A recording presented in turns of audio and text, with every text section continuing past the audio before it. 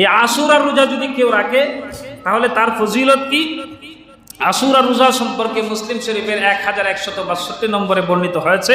হযরত আবু কাতাদা রাদিয়াল্লাহু তাআলা আনহু বলেছেন, ক্বালা রাসূলুল্লাহ সাল্লাল্লাহু আলাইহি ওয়াসাল্লাম সিয়ামু ইয়াউমি আশুরা আহতাসিবু আলাল্লাহি আন ইউকাফফিরা আস-সানাতাল্লাতী ক্বাবলাহু।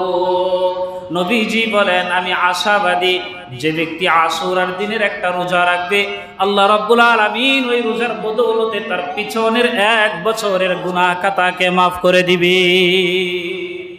1 বছরের গুনাহ মাফ একটা রোজা রাখলে একটু কষ্ট করবে।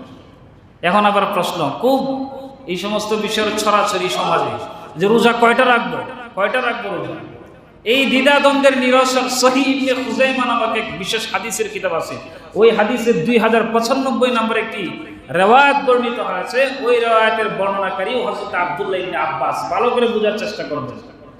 মুহররম মাসের আশুরার রোজা কয়টা রাখবো, আশুরা উপলক্ষে রোজা কয়টা রাখবো, সহিহ ইবনে খুজাইমার 2095 নম্বরে বর্ণিত হয়েছে। আব্দুল্লাহ ইবনে আব্বাস রাদিয়াল্লাহু তাআলা ওই হাদিসের বর্ণনাকারী।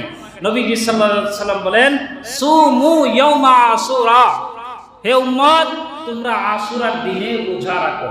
ওয়া খালিফু ফীহিল ইয়াহুদা, তবে রোজা রাখার ক্ষেত্রেও তোমরা ইহুদিদের বিরুদ্ধাচরণ করবা। ইহুদিদের বিরুদ্ধাচরণ কিভাবে করবা? বা ইহুদিরা কিন্তু আশুরার দিনে একটা রোজা রাখে, তাহলে তোমরা বিরোধিতা কিভাবে করবা রোজা রাখার ক্ষেত্রে? নবীজি বলেন, সুমু ক্বাবলাহু ইয়াওমান আও বাদাহু ইয়াওমান, আশুরার দিনের রোজার সাথে আগের দিনের রোজা মিলায়া রাখবা, অথবা পরের দিনের একটা রোজাকে মিলায়া 2টা রোজা রাখবা।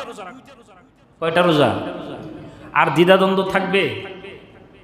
একদম সুস্পষ্ট সমাধান। হাদিসে নবীজি সুস্পষ্টভাবে বলে দিয়েছেন, আশুরার দিনের রোজা হলো 2টা, 10ম তারিখের সাথে আগের তারিখ অর্থাৎ 9ম তারিখ সহ, অথবা 10ম এবং 11তম তারিখ, এই 2 দিনের রোজা রাখবো ইনশাআল্লাহ। তাহলে 3 আমল পাইলাম আমরা। কয়টা আমল পাইলাম ভাই বলেন? একটা হলো এই মাসের প্রতি সম্মান প্রদর্শন করব, 2 নাম্বার হলো এই মাসে বেশি বেশি তওবা এবং ইস্তেগফার করব, 3 নাম্বার হলো এই মাসে বেশি থেকে বেশি রোজা রাখবার চেষ্টা করব। আল্লাহ তাআলা আমাদের সকলকে তৌফিক দান করুন, আমিন।